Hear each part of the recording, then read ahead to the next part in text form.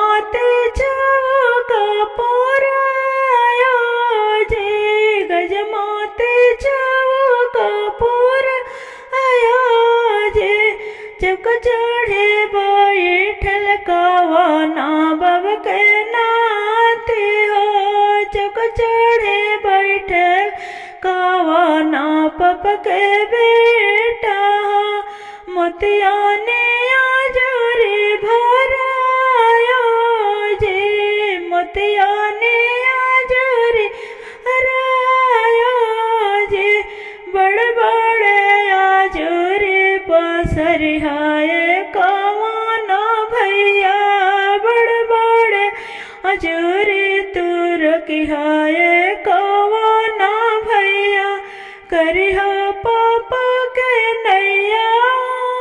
जे करिहा पापा के नैया सुर जे बड़ बड़े हंडवा चढ़ाई हाय सरवा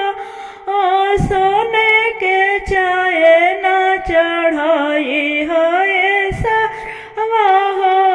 करिहा पापा के नैया जे करिहा पापा के नैया जे लमहर हाय हमरा पापा जी के ना लमहर हाय हमरा पापा जी के नाइया लमहर कुल परिवार जी लमहर